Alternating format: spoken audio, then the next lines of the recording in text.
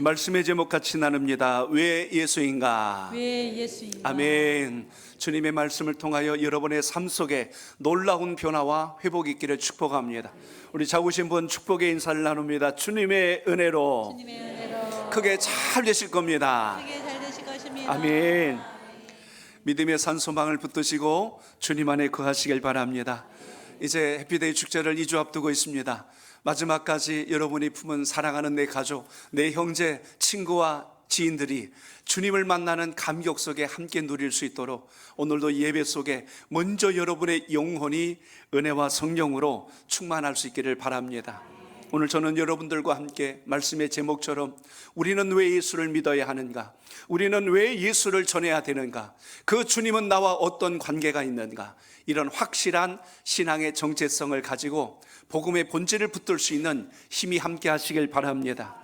요한복음 14장의 말씀은 예수님께서 제자들에게 이제 천국을 향하여서 내가 처소를 예비하러 간다, 거할 곳을 예비하러 간다라고 이렇게 선포하십니다.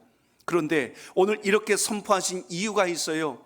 나를 향한 길만이 유일한 길임을 오늘 제자들에게 강조했던 이유가 무엇이냐면 13장에 이미 일어난 사건들이 오늘 제자들의 마음이 많이 약해지고 위축되어 있는 상황 속에서 오늘 본문이 시작된다는 것입니다. 가룟 유다가 예수님을 배신해요. 주님을 떠나가고 있는 상황입니다. 제자들도 벌써 눈치가 빤해가지고 벌써 그 사이에서 균열이 일어나고 있는 걸 느끼고 있는 상황입니다.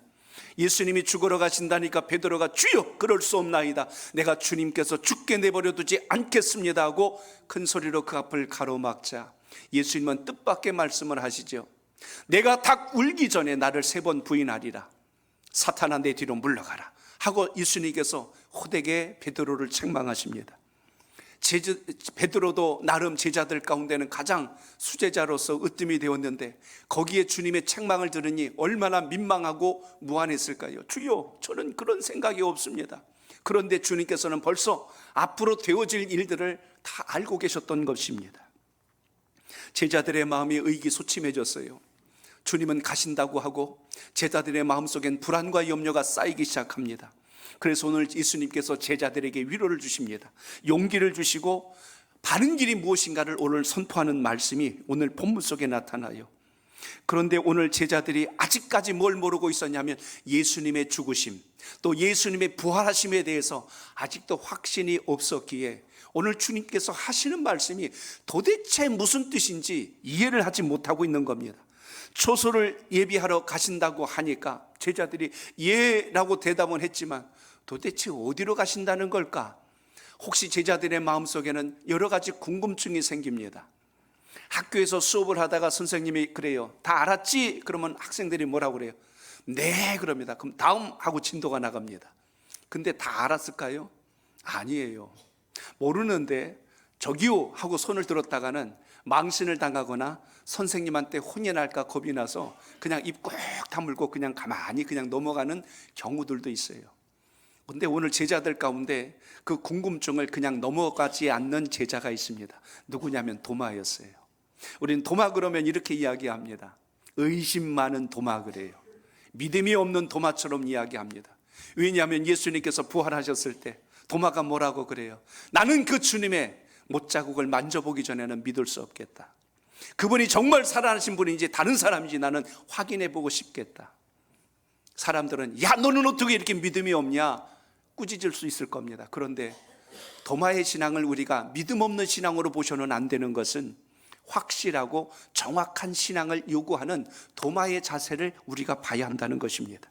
그래서 오늘 본문에 보시면 도마는 가만히 있질 않았어요. 다른 제자들은 가만히 있었는데 도마가 이야기합니다. 주님 도대체 어디로 가신다는 겁니까? 하고 이렇게 확실하게 목적지를 묻는 것을 보게 됩니다. 자 여러분 5절을 보십시오. 5절입니다. 시작. 주여 주께서 어디로 가시는지 우리가 알지 못하거늘 그 길을 어찌 알겠사옵나이까. 아멘. 주여 주님께서 가시는 길을 우리가 모르는데 우리가 어떻게 도대체 그 길을 간다는 것입니까? 하고 이렇게 물었어요. 자 오늘 사람들은 도마를 향하여서 야 가만히나 있지, 어쩌면 여기 드러나 있지는 않지만 옆에 있는 제자가 좀 가만히 있어 그리고 옆구리를 확 찔를 수도 있었을 거예요. 근데 도마는 그걸 알아야 되겠는 거예요. 궁금증을 해결해야만 되겠다는 것입니다. 사람이 겉으로 보여진 모습과 내면의 모습이 다를 때가 있어요. 사람들은 도마를 의심 많다고 하지만 저는 도마를 가만히 보니까 의심 많은 게 아니라 정확히 믿고 싶은 겁니다. 바르게 믿고 싶은 거예요. 예수 믿으면 됩니다. 이것보다 예수를 어떻게 믿는 것이 옳습니다. 이게 훨씬 더 주님을 믿을 때 신뢰감이 갈 겁니다. 예수 믿으면 다 복받아. 이거보다 예수님께서 당신을 위하여 십자가에 달려 돌아가신 것은 당신을 사랑하고 당신에게 구원의 문을 여시기 위한 놀라운 과정 속에 있습니다. 조금 더 설명을 해준다면 믿음에 대한 확신이 더 간절해질 수 있다는 것입니다. 그러므로 겉으로 보여지는 것과 내면의 본질을 볼 수 있는 이 양면성을 잘 구별하지 않으면 안 된다는 것입니다. 가을 축복 대신방 기간 중에 있는데 지난주 우리 신방 가운데 이제 사목장을 신방하게 됐어요. 사목장 신방 중에 우리 황정한 안수 집사님, 고혜진 권사님 가정에서 이제 예배를 드렸어요. 예배를 다 마치고 나서 이제 다과 시간이 됐습니다. 저는 고혜진 권사님이 가서 이렇게 다과를 준비할 줄 알았어요. 그런데 채린이가 뻘떡 일어나더니 주방으로 가는 거예요. 그러더니 막 뭘 이렇게 들고서 이제 옮기기 시작을 하는데 제가 깜짝 놀랐다니까요. 저는 어느 제과점에서 가져온 줄 알았어요. 근데 이게 채린이가 그 전날에 자기가 다 만든 거예요. 빵을 직접 굽고 거기 데코레이션 다 하고 그리고 거기는 그 에이드가 기가 막히게 맛있는데 세상에 3단 색깔로 넣어가지고 이거는 무슨 뭐 별다방 거랑 비교가 안 된다니까 엄청나게 맛있는 걸 갖다 놨는데 보기만 해도 그냥 침이 꼴딱꼴딱 넘어갈 정도로 너무 예쁘게 만든 거예요. 그 빵을 도대체 먹을 수가 없는 거예요. 얼마나 예쁘고 정성스럽게 만들었는지 정말 제가 감동을 했다니까요. 신방이 끝나고 났는데 신방대원들 한 사람 한 사람 가져가도록 예쁜 포장지에다가 그 빵을 또 만든 걸 다 가족마다 챙겨서 예쁜 리본으로 싹 묶어가지고 거기서 감동이 끝날 줄 알았는데 제 집에 가서 뚜껑을 열어봤더니 그 안에요. 목사님 사모님 오늘 신방해 주셔서 너무 감사합니다 하고 또 메모지까지 예쁜 걸로 써가지고 붙였어요. 그걸 보니까 세상에 그 빵이 입에 들어갈 수가 없는 거예요. 얼마나 예쁘고 귀하게 만들었는지 사정을 들어본 겁니다. 제가 전날에 채린이가 그걸 다 어떻게 그냥 준비해야 될지 빵을 다 해가지고 그걸 반죽을 해가지고 그걸 다 직접 자기가 데코해가지고 만드는데 고혜진 권사님이 그랬어요. 채린아, 신방은 말씀을 받는 것이 중요하지 그렇게까지 하지 않아도 돼 하고 이야기합니다. 그랬더니 채린이가 대답을 했대요. 뭐라고 했냐면 이것도 중요해요 하고 이야기하고 그걸 만듭니다. 근데 여러분 생각해 보세요. 빵이 그냥 밀가루 번죽해가지고 무슨 뭐 전자레인지나 오븐에 던져놓았다고 그렇게 예쁘게 나오는 거 아니에요. 거기에 아주 생각을 많이 해야 되고 모양만 예쁜 게 아니라 맛도 정말 잘해서 이 다음에 베이커리 하나 차려도 될 정도로 진짜 잘 만들었어요. 궁금하신 분들은 하나 만들어 달라고 그러세요. 진짜 제가 빈말 아닙니다. 그런데 제가 뭘 봤냐면 그 성품을 본 거예요. 뭔가 하나 꽂히면 끝장을 보는 겁니다. 그래서 대부분 귀찮아할 만한 일이 너무 즐거워하는 거예요. 그거 하나 하는 게 얼마나 재밌어 하는지, 야, 저것도 하나님 은사다, 저것도 하나님의 은사다. 그래서 여러분, 사람을 볼 때요, 겉으로만 보면 안 되는 것이 각자가 가진 하나님의 색깔이 있어요. 성품이 있다는 것입니다. 그게 잘 드러날 때 본인도 행복한데 주변들도 기쁘고 행복하다는 거예요. 여러분이 지금 하시는 일이 즐겁고 행복해서 하면요, 밥 안 먹고 잠 안 자도 즐거운 겁니다.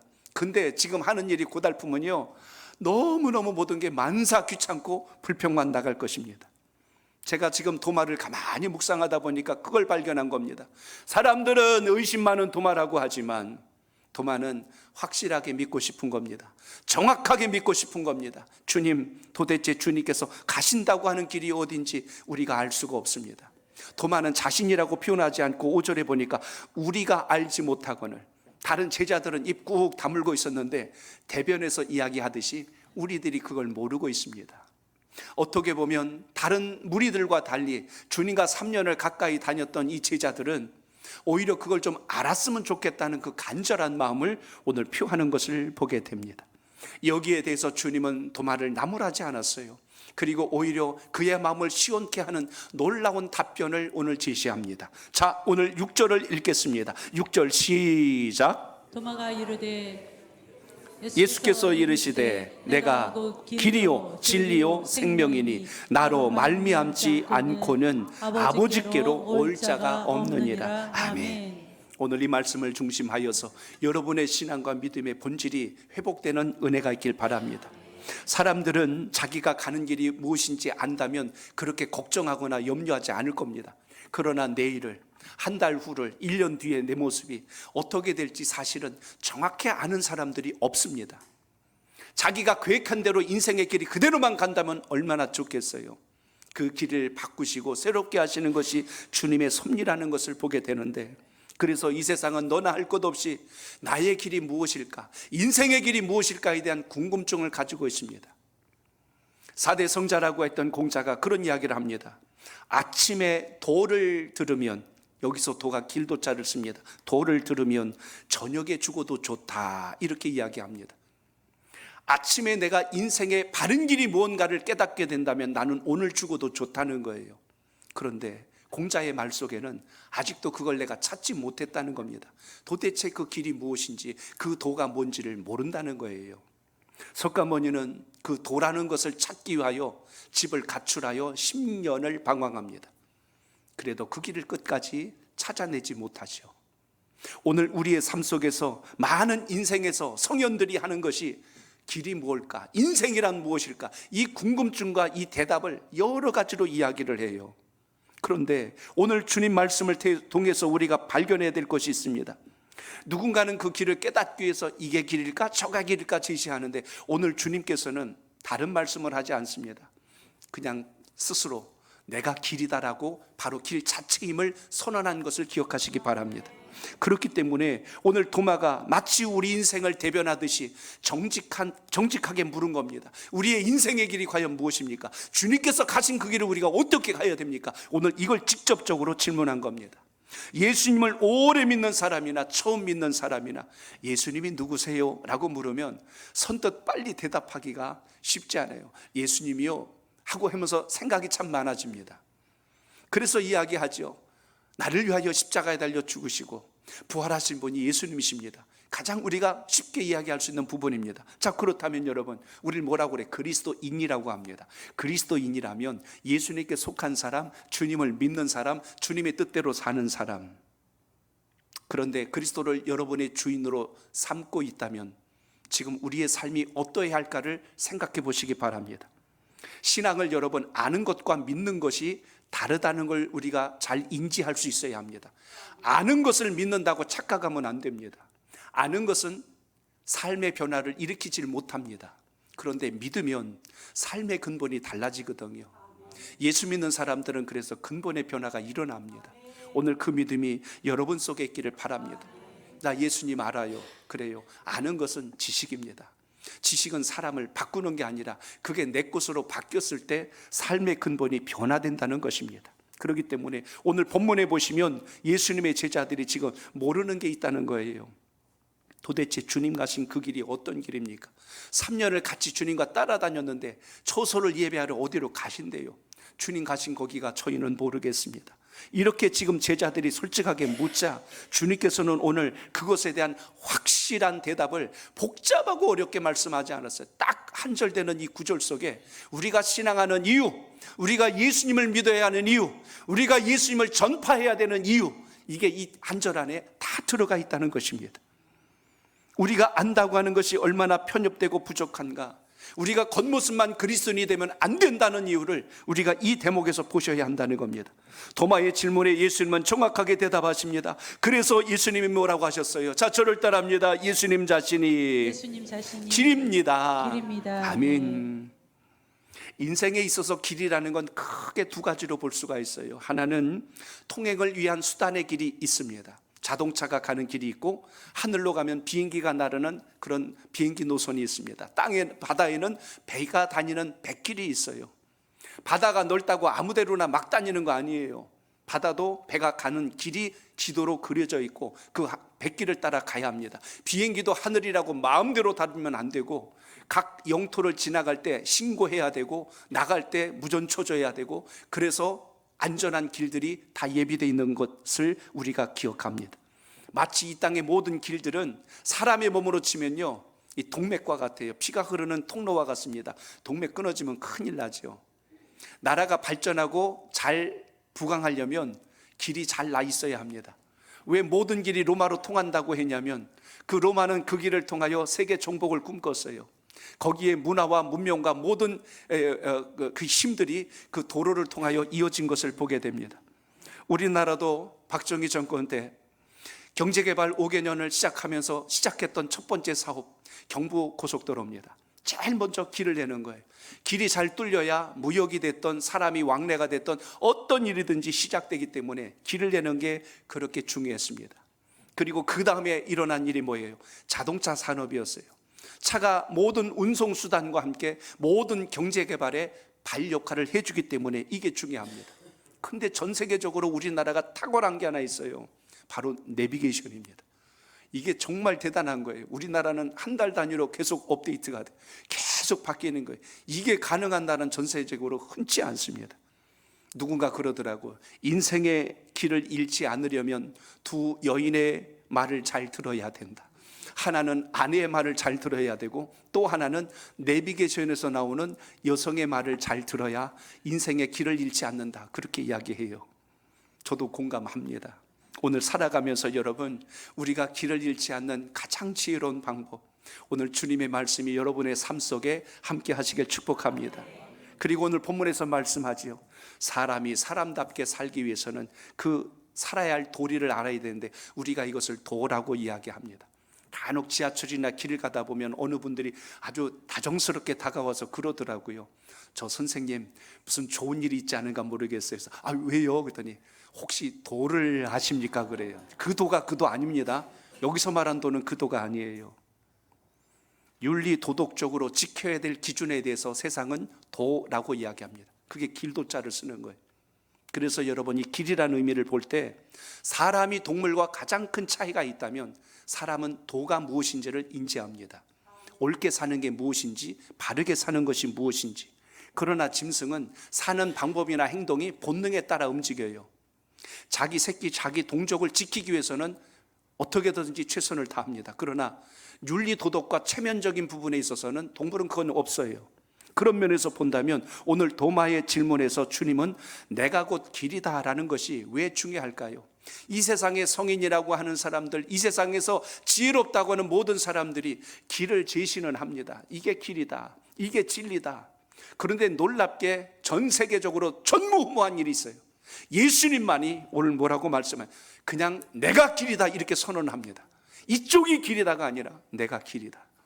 그렇기 때문에 정확한 이 길 위를 향할 수 있다는 게 얼마나 여러분 삶 속의 복인가를 기억할 수 있길 바랍니다. 신약에 이 길이요 진리요 생명을 외친 분이 예수 그리스도라면 구약에서 이 세 가지를 외친 인물이 있습니다. 저는 두말하지 않고 모세를 발견하게 됩니다.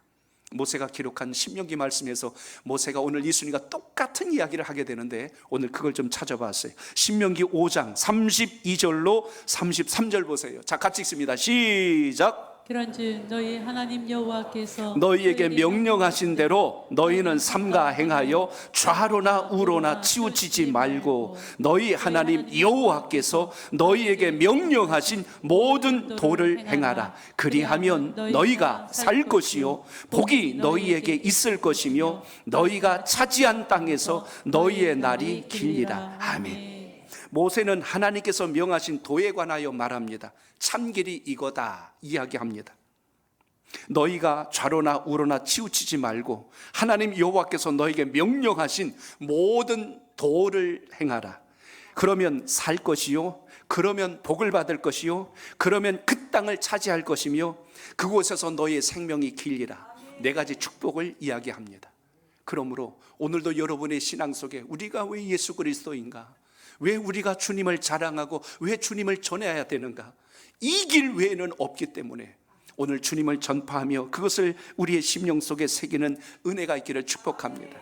내일을 알 수 없고 미래를 알 수 없을 때 우리가 물을 수 있어요. 어떻게 살아야 되지? 그런데 누가 마치 내비게이션에 나오는 목소리처럼 이쪽으로 가십시오, 이쪽이 길입니다, 이렇게만 해주면 얼마나 좋겠어요. 그걸 찾지 못하니까 우리는 두려워합니다. 낙심하고 외로워하고 불평하고 두려움에 넘어질 때가 많습니다. 그러므로 오늘 말씀에서 우리 앞에 놓여져 있는 그 길, 주님이 말씀하신 이 생명의 이 길이 끝을 가다 보면 이것이 둘로 갈라진다는 걸 뒤늦게 깨달을 때가 많지요. 예수님 말씀 속에 이렇게 얘기합니다. 두 길이 있다 그랬어요. 하나는 좁은 길이 있고 하나는 넓은 길이 있다. 그 좁고 협착한 길은 들어가기 힘들어서 많은 사람들이 오지 않고, 넓은 길은 많은 사람들이 그 길을 택하여 간다고 했어요. 복음을 전하다 보면 그 말씀을 받아들인 분들이 많지가 않습니다. 마치 좁은 길을 가는 것 같아요. 신기한 것은 넓은 길은 가다 보니 끝이 절망의 길이요, 좁은 길은 그 끝이 넓고 광활한 축복의 길이 되어진다는 사실을 뒤늦게 깨닫게 된다는 것입니다. 여러분들도 누군가 복음을 전해서 예수님을 믿으셨을 거예요. 저도 좀 늦게 믿었습니다. 대학교 다닐 때 저를 전도한 친구가 있어요. 저를 학교 옥상으로 데리고 가더니 한판 할 줄 알았는데 사형리를 전달하면서 전도를 했어요. 그때 제가 예수님을 영접했습니다. 영접하고 나서 그게 뭐 대수냐 싶었는데 시간이 흐르면 흐를수록 이 만난 주님이 이렇게 좋을 수가 없는 거예요. 세상에 무엇과도 바꿀 수 없는 이 좋은 주님을 저에게 전한 친구가 시간이 흐르면 흐를수록 고마운 겁니다. 이 좋은 주님을 나에게 알려줬구만. 그때는 불편했어요. 1년을 가깝게 저는 거절했어요. 나는 나를 믿지 다른 거 안 믿는다 이러면서 끊임없이 거절했던 그 시간들이 있었지만, 결국 그 전도를 통하여 복음을 받아들이고 나서는 복음을 위해 사는 것이 이렇게 기쁜 일인 줄 몰랐어요.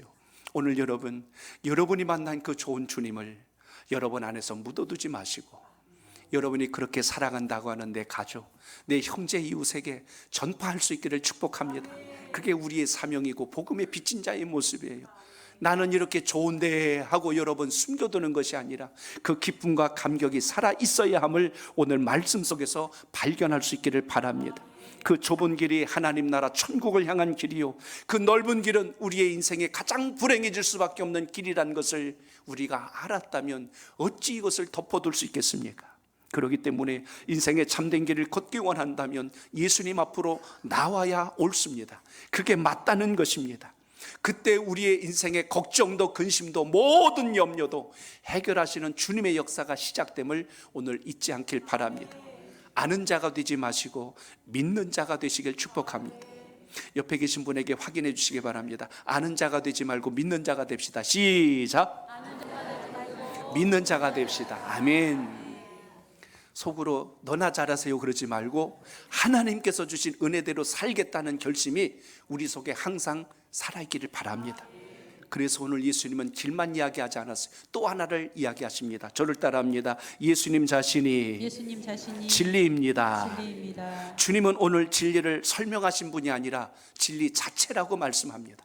세상은 길이 여기에 있습니다. 세상은 진리가 이것입니다. 설명은 합니다. 그런데 주님은 설명하지 않으셨어요. 내가 길이다, 내가 진리다. 이보다 더 정확한 답이 어디 있을까요? 두리뭉실하게 이것 같다 저것 같다가 아니라 이거다 라고 하는 실체의 답을 주신 예수님, 오늘 그것이 여러분의 믿음 되시길 바랍니다. 공자나 석가모니처럼 진리에 대해서 설명하는 것이 아니라 진리 자체가 되어진다고 선언을 하였기에 이제 여러분 오늘 이걸 붙드는 것이 왜 중요한가를 인지하여서 진리 자체가 되신 주님과 함께하는 믿음이 더 확실하게 살아있기를 바랍니다. 말씀을 찾다가 제가 시편 86편 11절을 봤어요. 거기 같이 읽어봅니다. 시작. 여호와여 주의 도를 내게 가르치소서. 내가 주의 진리에 행하오리니 일심으로 주의 이름을 경외하게 하소서. 아멘. 시편 기자는 이 한 절에다가 진리이신 하나님에 대한 선포를 정확하게 기록해 놨습니다. 여호와여 주의 도를 내게 가르치소서. 주의 길을 내게 가르쳐 주소서. 내가 주의 진리를 행하오리니. 시편 기자는 그 길과 진리를 동일시하고 있습니다. 하나님께서 보여주신 그 길이 진리입니다. 이렇게 지금 선언한 겁니다. 그래서 뭐라고 결심해요? 일심으로 주의 이름을 경외하게 하소서. 두 마음이 아니라 한 마음으로 주님만을 향하게 하소서. 오늘 이렇게 고백했던 시편 기록자처럼 여러분의 마음속에도 일심으로 주님을 붙드는 은혜가 살아있기를 축복합니다. 메오리 스티븐슨이 썼던 유명한 시를 기억하실 겁니다. 모래 위에 발자국이란 시예요. 말씀을 준비하면서 이 시를 다시 묵상해 봤습니다. 참 묵상할 때마다 하나님의 깊은 사랑을 또 한 번 발견하게 돼서 여러분에게 다시 한번 좀 읽어드릴까 합니다. 한번 들어보십시오. 어느 날 밤 어떤 사람이 꿈을 꾸었습니다. 주님과 함께 해변을 걷고 있는 꿈이었습니다. 하늘 저편에 자신의 인생의 장면들이 번쩍번쩍 비쳤습니다. 한 장면씩 지나갈 때마다 그는 모래 위에 난 두 쌍의 발자국을 보았습니다. 하나는 그의 것이고 다른 하나는 주님의 것이었습니다. 인생의 마지막 장면이 비춰졌을 때 그는 모래 위에 발자국을 돌아보았습니다. 그 뒤를 돌아보았더니 그는 자기가 걸어온 길에 발자국 한 쌍밖에 없는 것을 발견하게 됩니다.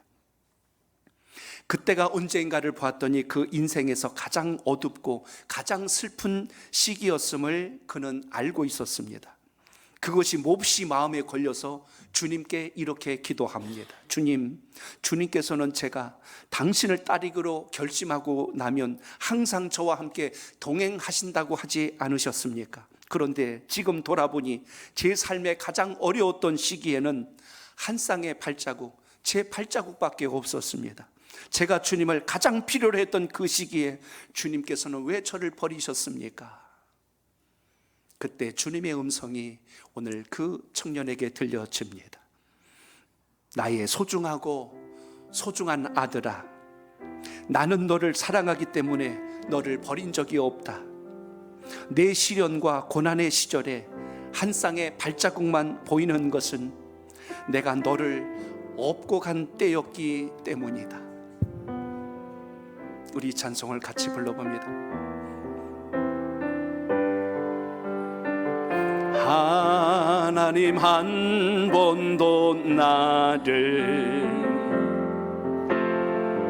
실망시킨 적 없으시고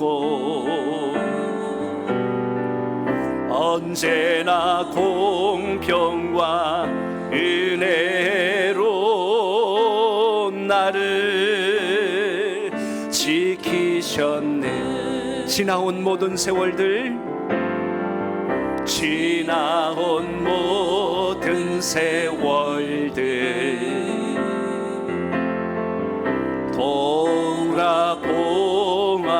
돌아보아도 그 어느 것 하나 주의 손길 안 미친 것 전혀 없네. 오 신실하신 주님을 찬양합니다. 오 신실하신 주, 오 신실하신 주, 내 너를 떠나지도 않으리라.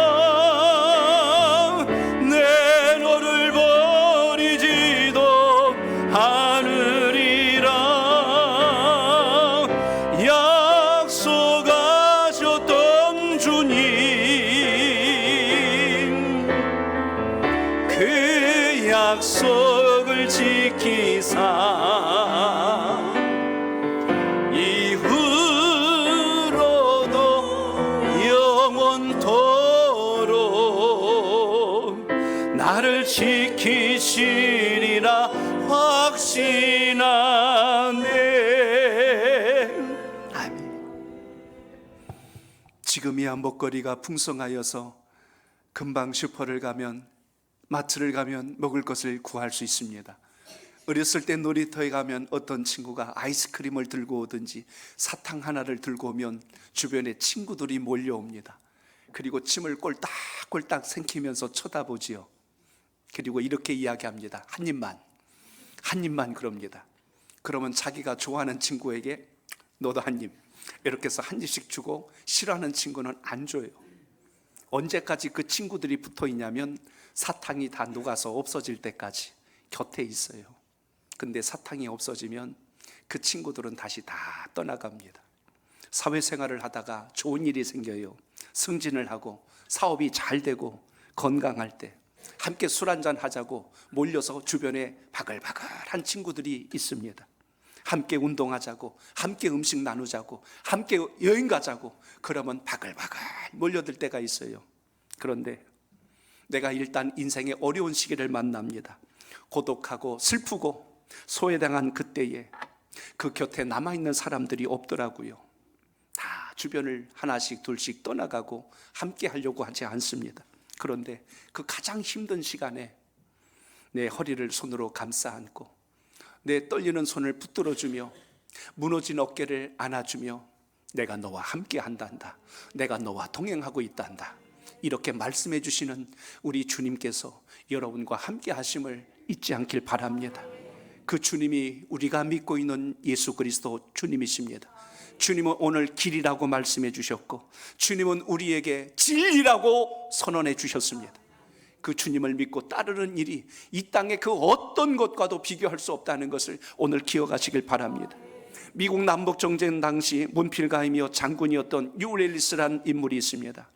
기독교의 허구성을 밝히기 위하여 책을 쓰고자 작정을 했습니다. 내가 반드시 예수 그리스도는 가짜다, 거짓이다라는 걸 증명해내겠다.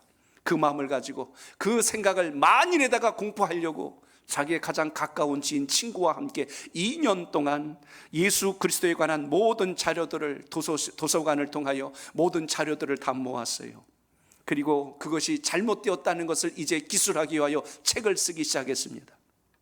책 1장을 쓰고 책 2장을 쓰면서 첫 장을 써나가면서 갑자기 펜이 멈추게 돼요. 펜을 내려놓게 됩니다. 예수님은 잘못입니다, 기독교는 잘못되었습니다라고 써나가는데 한 장을 넘기지 못하고 2장에서 펜을 내려놓습니다. 그리고 예수 그리스도가 구주임을 부인할 수 없는 것을 더욱더 확실하게 준비한 자료를 통하여 발견하게 됩니다. 펜을 내려놓습니다. 그리고 유엘리스는 그 자리에 무릎을 꿇었대요. 그리고 이렇게 기도를 했답니다. 오 주여, 당신은 나의 주, 나의 하나님이십니다 하고 부르짖어 통곡하며 기도합니다. 그 주님을 만난 이후에 그는 글을 쓰는 걸 바꿔버렸어요. 문필가이기 때문에 탁월한 글재주가 있었습니다. 기독교가 잘못됐다는 책을 내기 위하여 시작했던 그의 펜이 이제는 예수 그리스도를 만난 이후에 그가 남겼던 인류 역사상 가장 명작을 하나 남기게 되는데, 그게 여러분이 알고 있는 바로 벤허라고 하는 작품입니다. 윌리엄 와일러 감독에 의해서 영화가 됐던 이 작품의 그 시나리오가 바로 유엘리스라고 하는 이 장군을 통해서, 그의 문필가를 통해서 이 글이 완성됩니다. 오늘 여러분, 주님은 아닙니다 부인했던 사람들이 주님을 만나고 나서 인생의 참된 가치가 무언가를 발견했다면, 오늘 이 시간 여러분, 우리의 가는 이 길이 얼마나 귀하고 복된가를 기억하시고 여러분이 사랑하는 그 지인들에게, 가족들에게 꼭 전할 수 있길 축복합니다.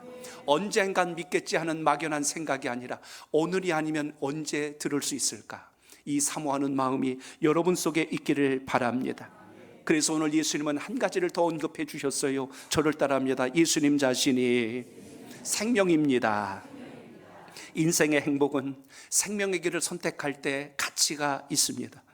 모세가 오늘 이 생명에 관한 말씀을 기록한 걸 제가 또 신명기에서 발견했어요. 신명기 30장 19절 보실까요? 같이 읽습니다. 시작. 내가 오늘 하늘과 땅을 불러 너희에게 증거를 삼노라. 내가 생명과 사망과 복과 저주를 내 앞에 두었은즉 너와 내 자손이 살기 위하여 생명을 택하고 아멘. 너와 내 자손이 살기 위하여 생명을 택하라요.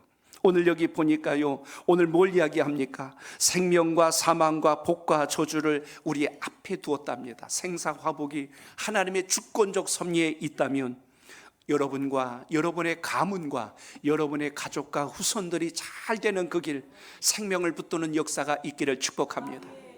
돌아오는 주일 10월 27일 광화문 광장에서 동성애 반대 그리고 차별금지법 반대를 위하여서 대형 기도회가 열리게 됩니다. 이 기도회를 통하여 우리의 다음 세대들이 음란한 문화와 성윤리가 무너진 세상에서 살지 않도록 마지막 결사적으로 막기 위하여 정말 하나님 앞에 기도할 것입니다. 오늘 여러분, 이 시대가 이렇게 돌아가고 있는데 어디에 진리가 있고 어디에 길이 있어요? 우리의 자녀들이 길을 잃는 세대에 살면 안 될 것이고, 우리 자녀들이 진리가 아닌 것을 진리인 것처럼 붙들고 사는 세상에 살아서는 안 될 것입니다. 우리의 다음 세대의 생명이 끊어지게 해서는 결코 안 된다는 것입니다. 그렇기 때문에 오늘 말씀합니다. 예수님께서 생명이요라고 선언한 것처럼 주님은 이쪽이 생명이라고 하지 않고 내가 생명이니라. 오늘 바로 생명 되신 예수 그리스도 안에서 우리의 믿음이 더 견고하게 세워질 수 있길 바랍니다. 요한복음 6장 68절에 보면 베드로가 주님 앞에 이렇게 고백합니다. 우리 같이 읽습니다. 시작. 시몬 베드로가 대답하되 주는 영생 말씀이 주께 있사오니 우리가 누구에게 가오리까. 아멘. 베드로도 주님과 말씀 나누고 교제하다가 길을 찾았어요. 주님, 영생의 말씀이 주님께 있는데 우리가 어떤 다른 길로 갈 수 있겠습니까? 하고 이렇게 고백한 것을 보게 됩니다.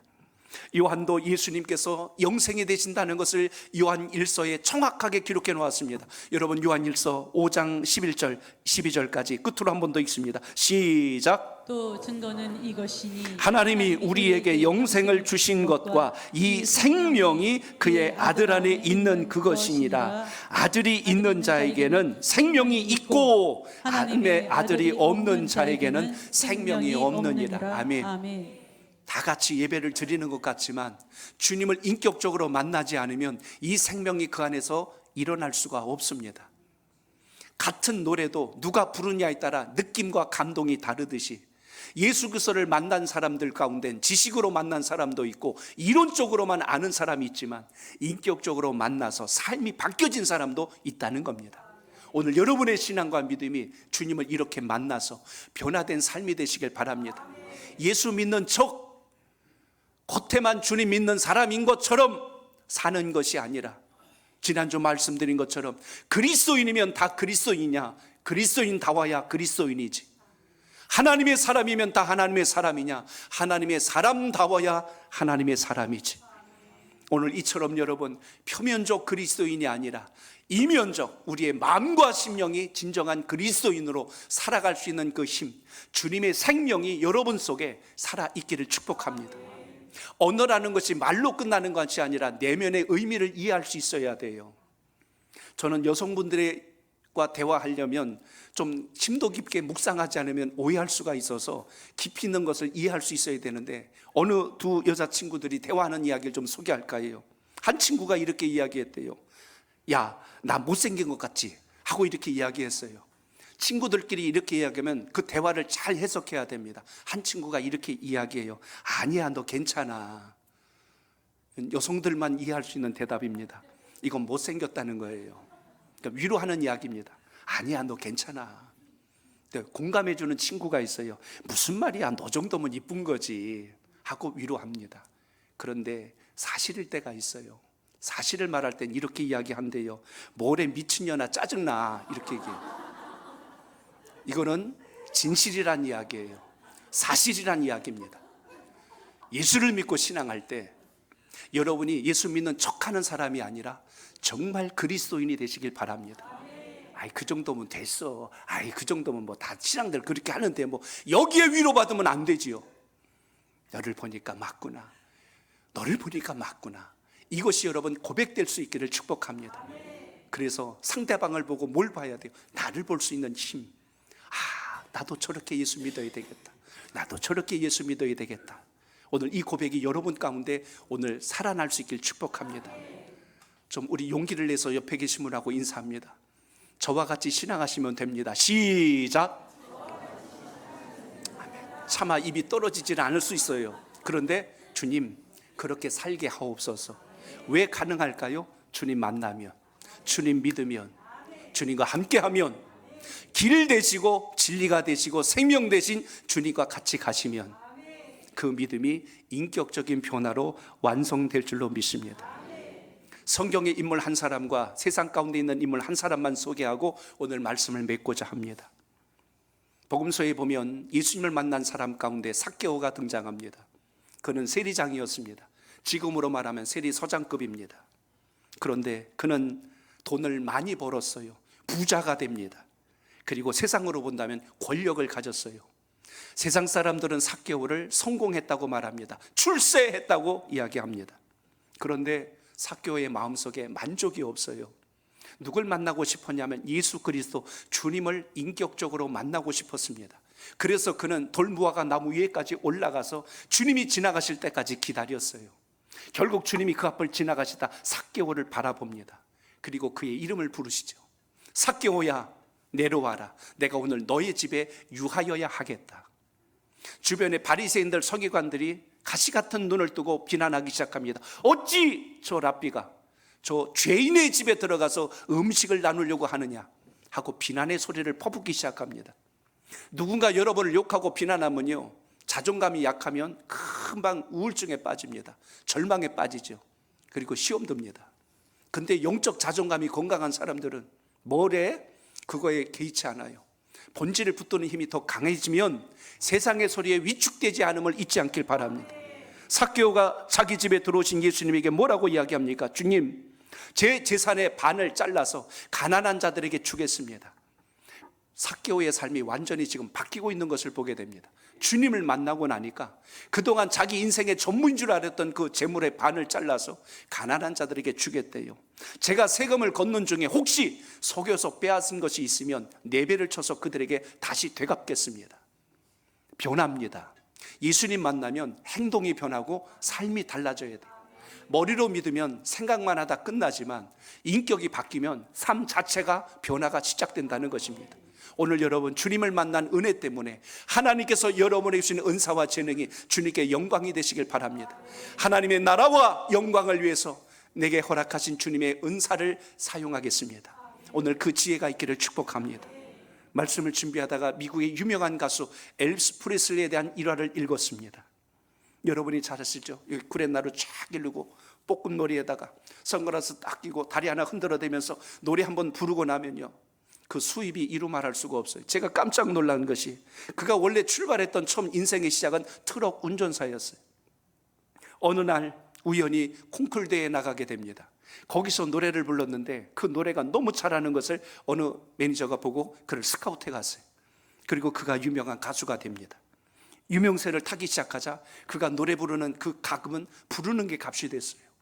그가 벌어들인 그 곡의 어떤 자산적 가치를 보니까요, 그 노래를 많이 불러서 70억 불이라고 하는 어마한 돈을 모읍니다. 우리 돈으로 바꿉니다. 8조를 벌어요. 8조의 돈을 벌어들인 게 엘비스 프레슬리입니다. 노래를 부르다가 기분이 좋으면 주머니에 다이아를 품고 있다가 그냥 관중석에다, 회중석에다 뿌려버립니다. 하나가 수천만 원짜리인데 그거 뿌리는 건 대수도 아니었어요. 관객들이 난리가 나죠. 그 정도로 그는 가진 것에 대해서 부족함이 없는 삶을 살았습니다. 자가용 비행기에 50명의 수행원들을 데리고 항상 이동해 다녔을 정도입니다. 그러던 중에 안타깝게도 그는 마약 중독이 됩니다. 마약 중독이 그에게 오자 그의 생명의 위기가 오지요. 결국 그는 40살에 심장마비로 세상을 떠납니다. 40세 전에 8조를 벌었으니 세상으로 말하면 성공한 사람입니다. 그런데 저는 그 엘비스 프레슬리의 생애를 보면서 안타까운 마음이 들었던 거예요. 목회를 하는지라 그 생각이 드는 거예요. 예수님을 좀 진작 만났으면 얼마나 좋았을까, 삭개오처럼 조금 일찍 만났으면 얼마나 좋았을까 하는 생각이 들어옵니다. 8조를 제가 어렴풋이나마 계산해 봅니다. 그 돈으로 100억씩 예배당 하나만 지어도 8만 개의 예배당을 지을 수 있어요. 저는 그쪽으로만 생각이 듭니다. 다른 쪽으로 생각이 안 들고 그 8조를 통해서 100억씩 예배당 한 채씩, 한 건물씩 세우면 8만 건물을 질 수 있어요. 우리 송기원 안수 집사님, 우리 선교사님으로 지금 네팔에 파송돼서 오늘 이제 출국을 앞두고 오셨어요. 근데 지금 네팔에서 지금 예배당을 건축하며 지금 그동안 세운 게 12군데 넘죠? 네. 가서 지금 계속 예배당을 짓는 그 사역을 통해서 그곳에 복음 전하는 일을 지금도 계속 감당하고 있습니다. 근데 여러분, 100억씩만 들여도 8만 채를 질 수 있는데 왜 진작 주님을 만나지 못하여 자신의 인생을 그렇게 마감질 수밖에 없을까? 오늘 이 귀한 예배를 드리면서 하나님의 은혜 안에 산다는 게 왜 복인가를 기억하시고 믿음 안에 사는 지혜가 있기를 축복합니다. 모든 사람이 길을 물으며 살아갑니다. 인생은 왜 사는 것일까? 어디로 가는 것일까? 어떻게 사는 것이 사람답게 사는 것일까? 옛날 최희준이라고 하는 가수는 그래서 하숙생이라는 노래 가사 있지 않습니까? 인생은, 나머지 아시죠? 그래서 우리가 할 일은 하나입니다. 여러분 예수님 잘 믿기를 축복합니다. 그리고 그것이 길이요 진리요 생명임을 기억하신다면 가슴에 묻어두지 말고 전하는 은혜가 있기를 바랍니다. 예수님 안에 길이 있습니다. 따라합니다. 예수님 안에 길이 있습니다. 불행한 사람이 행복하게 되고, 가난한 사람이 부유하게 되고, 외롭고 쓸쓸했던 사람이, 지치고 낭망했던 영혼들이 주님을 만나면 그 길이 달라지는 것을 경험하게 됩니다. 저는 전도 표 중에 참 이 글이 참 멋있어요. 인생의 방황은 예수님을 만나면 끝이 나고, 신앙의 방황은 좋은 교회를 만나면 끝이 납니다. 오늘 우리의 신앙 속에 다시 한 번 더 믿음의 기준이 세워져 가기를 주의 이름으로 축복합니다. 오늘도 인생의 길을 찾지 못하여 헤매는 분들이 많습니다. 가깝게 하는 여러분의 가족들일 것이고, 친구일 것이고, 때로는 우리 자녀일 것입니다.